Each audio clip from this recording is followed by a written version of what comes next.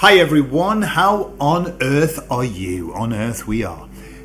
Today I'm talking about a little message that came from the Christ consciousness from Jesus. A message from Jesus. I'll tell you all about it on the other side.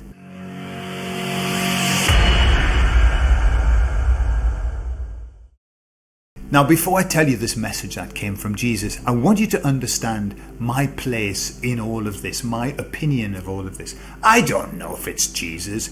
I don't know what the dickens is going on. All I know is that when I receive messages from this particular energy, it's totally different to the energy of the emissaries.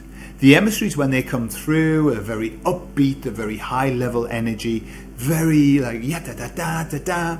When I get a message from what I call the Jesus energy, the energy is much calmer and extremely expansive. That's the way I describe it. It's like so big, and when it comes through, I get like this embrace, which is lovely. It's like a cuddle, really, and it's very nice. And his voice is very calm and very deep. Nice. Anyway, but I don't know what it is. I could just be making it up. God only knows. However, the messages are nice. So I asked the question, as I always do, how are we? How's everything? And the message came, everything is beautiful. Everything is as it should be, which is the same message that I get from the emissaries. And then it went on to say, there is nothing out of place. Understand that there is nothing out of place. Now, I've had this message before and I have a feeling that I got it from the same source. There's nothing out of place. That's a very simplistic message, and but when you actually think about what that means that everything that is happening should be happening. There is nothing that's happening that jars with the plan. Now, some people, and certainly the people who've just woken up and who are very, very angry, and I understand, I'm sorry that you're going through that, we all have, they might say, so you're saying that all the things that are happening with the kiddies, the horrible things, that's nothing out of place? Rubbish. Okay, and I understand that. The only thing that I would say to all of that is that we do not understand. We don't have the capacity to understand what this plan is. We don't have the capacity to understand what other people's contracts are. We don't have the capacity to know. We don't even know what our contract is. We don't even know the contract that we signed before we came here.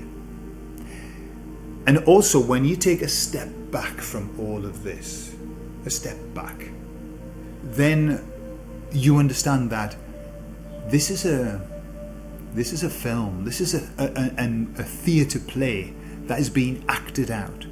It's tough because when somebody does something horrible to you, something violent to you, it's really, really horrible.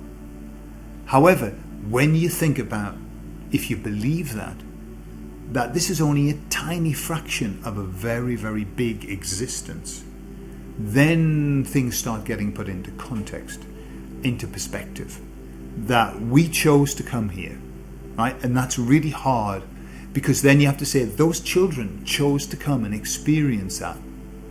I don't know enough to say categorically, yes, they chose, but it's a sense that I get, that we all chose to come here. Lots of beings choose to come here and to experience something so that others might experience something, if you understand me.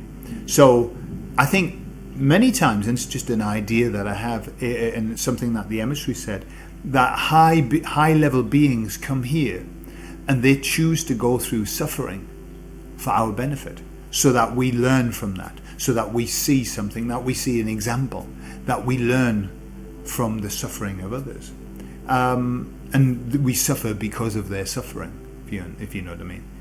I mean, the classic example would be Jesus came here, high level being, and then suffered, and boy, there are lots of lessons to be learned from that.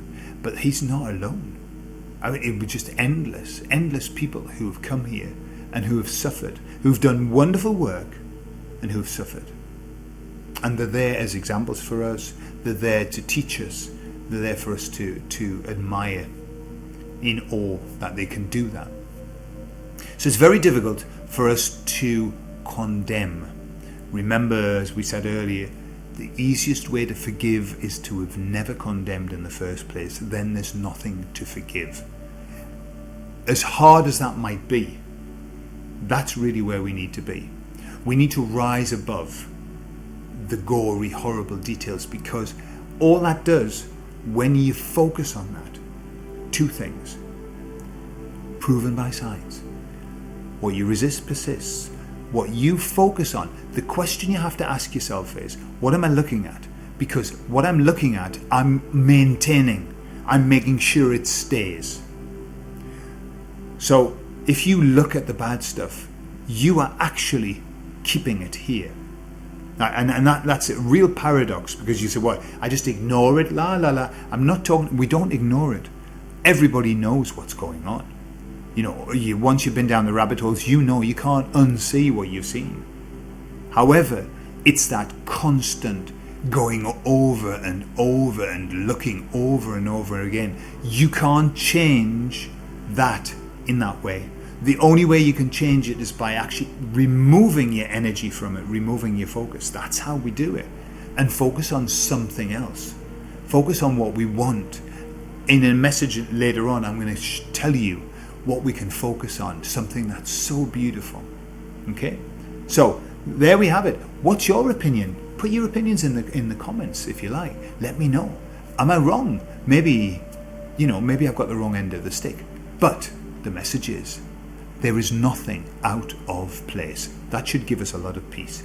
I love you all. I'll speak to you all later. Bye-bye.